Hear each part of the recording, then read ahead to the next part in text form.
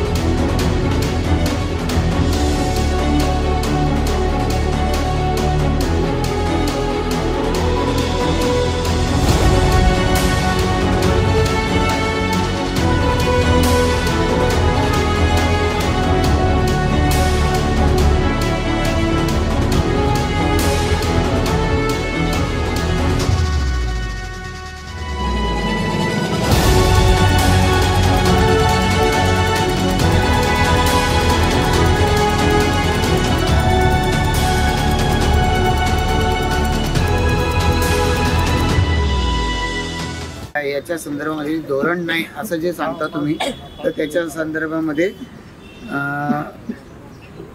पनवेल उरण तालुक्यातील सिडको परिक्षेत्रातील आदिवासी बांधवांच्या घरांबाबत वस्त्यांबाबत धोरणात्मक निर्णय घेण्याबाबत, तर त्याच्याबाबत त्यांनी सांगितलं की उपरोक्त विषयावर सिडको प्राधिकरणाच्या संचालक मंडळाच्या बैठकीमध्ये सकारात्मक चर्चा करण्यात येईल। सबब उपरोक्त विषयी आपण आपले आंदोलन मागे घेण्यास विनंती असं त्यांनी सांगितलं। म्हणजे तोपर्यंत तुम्ही याच्या बाबतीत कारवाई करणार नाही या अशा पद्धतीचं आम्हाला अपेक्षित आहे। त्याच्यावरती आधारित तुम्ही परत जाणार असं आम्ही धरतोय आज। तर त्यामुळे याच्यावरती आधारित आम्ही आता परत चाललो। याच्या संदर्भात तुमच्याकडून आम्ही आता मुख्यमंत्र्यांना पण पत्र देतो, मुख्यमंत्र्यांच्याकडून पण आम्ही लवकरात लवकर आणू, तोपर्यंत तुम्ही कारवाई करू नका असं आम्ही तिथं यांना विनंती केलेली आहे। तशीच विनंती आता पोलीस प्रशासनाला देखील आमची याच्याच प्रमाणे आहे का आता DFCC हे ते असं सगळं होत राहतंय, ते प्रत्येक वेळेला झालं की त्यावेळेला विचार करणार, यापेक्षा हे धोरण एकत्र साधारणतः सिडकोच्या माध्यमातून ठरलं पाहिजे। आणि तोपर्यंत जोपर्यंत अशा पद्धतीने होत नाही तोपर्यंत कुठल्या पद्धतीची कारवाई करू नका। आणि म्हणून आता हे सगळे आता ग्रामस्थ मंडळी दिवसभर थांबलो, गेलो महिनाभर अशा पद्धतीने थांबलोय। मधल्या कालावधीमध्ये सिडकोमध्ये चर्चा केलेली होती, रेल्वे प्रशासनाला हा तुम्हाला रस्ता करून मागतायत आणि म्हणून रेल्वे प्रशासनाच्या साठी हा रस्ता करून द्यायला म्हणून तुम्ही या ठिकाणी ही कुठली 12 घरं ही मोकळी करायची मागणी करत होते। आता त्यांच्या संदर्भामध्ये ही जी चर्चा झाली, 12 घरं आज आहेत, उद्या बाकीची येऊ शकतात आणि त्यामुळे धोरण एकदाचं लवकरात लवकर ठरलं पाहिजे अशी आमची मागणी आहे। तोपर्यंत कोणावर अन्याय होऊ नये अशी आमची याच्यामध्ये मागणी आहे। आता प्रेसवाले सगळे कव्हर करतात म्हणून ती जी जॉईंट MDनी पत्र दिलेलं आहे, MDंची या विषयावर चर्चा झालेली आहे, त्याची कॉपी प्रेसवाल्यांना आम्ही देतो तुम्हाला, तर त्यांनी दिलेली असं ती कॉपी तुम्हाला मिळेलच।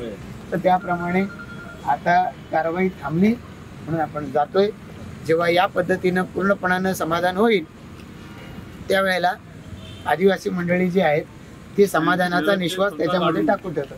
24 तासात त्यांची घरे काढून बस अशा पद्धतीचं करू आपण। ओके, सर्वांचे आभार, धन्यवाद। चालेल, कॉपी फक्त देतो। कणसवाडी मधल्या 32 घरांच्या संदर्भात आज सकाळी 9 वाजल्यापासून आपण सगळेजण या ठिकाणी आंदोलन करत आहोत। आपण सगळेजण इथं आंदोलन करत असताना आपण सगळ्यांची एक मुख्य मागणी आहे ती म्हणजे आम्हाला जर इथून हलवायचा असला तर आमचा पुनर्वसन दुसरीकडे कुठेतरी करून द्या। या ठिकाणी पत्रकार मंडळी पण जमलीत, त्यामुळे त्यांच्या समोर हा विषय सांगत असताना की या वाडीमध्ये आपल्याला इंदिरा आवास घरकुलं मिळालेली आहे। त्याच्यात या वाडीच्या ठिकाणी पाण्याची टाकी येणार होती पण वाडी असल्यामुळं पाण्याची टाकी आली नाही। या वाडीच्याच ठिकाणी सिडकोनं गावामधल्या काही लोकांना 12.5% प्लॉट हे सुद्धा दिलेले होते, तर ते सुद्धा नंतर रद्द केले, कारण इथं वाडी आहे, वाडीला आपल्याला हलवता येत नाही म्हणून. मग अशा वेळेला हा जो रस्ता हा पलीकडच्या बाजूला जी सिडकोची विमानतळासाठी पुनर्वसन केलेली वसाहत आहे तिकडं जाणारा रस्ता आहे, तर त्या रस्त्याच्यासाठी आता पर्यायी रस्ता, म्हणजे हा जुनाच रस्ता होता, पर्यायी रस्ता म्हणून याची निवड जर करायची आहे आणि त्याच्यासाठी जर कुठे 12 घरं काढा किंवा काय असं जर त्यांचं म्हणणं असलं तर त्यांना पुनर्वसन केल्याशिवाय या ठिकाणून उठवू नका, हा आग्रह याच्यापूर्वी देखील आपण इथं उपस्थित असल्यापैकी अनेकांनी धरलेला होता. आता या अनुषंगानं आपण केलेल्या मागणीला सिडको प्रतिसाद देत नाही, वारंवार बोलून देखील प्रतिसाद देत नाही, म्हणून आज शेवटी सिडको कारवाई करायला येणार असं समजल्यावर आपण या आंदोलनाला सुरुवात केलेली होती.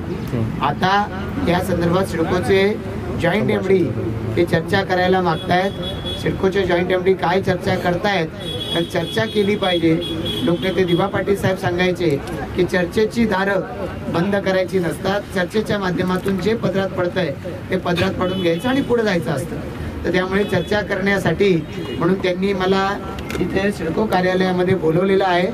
फक्त एवढंच आहे की सिडको कार्यालयामध्ये तिथं मी जाणार, तिथं काय चर्चा करणार, त्यांनी आपलं ऐकलं तर आनंद घेऊन आपण इथे येणार आहोत, पण त्यांनी ऐकलं नाही तर मी परत इथे येऊन बसणार आहोत. असं नाही का संध्याकाळ झाली 5 वाजले आता चला इथंच मुक्काम करणार, उद्या पण म्हणजे इथंच या ठिकाणी राहणार, जोपर्यंत पुनर्वसन होतंय हे सांगत नाही किंवा कारवाई आम्ही यापुढे करणार नाही हे सांगत नाही तोपर्यंत आता दिलेलं आपलं धरणं आंदोलन हे रद्द होत नाही.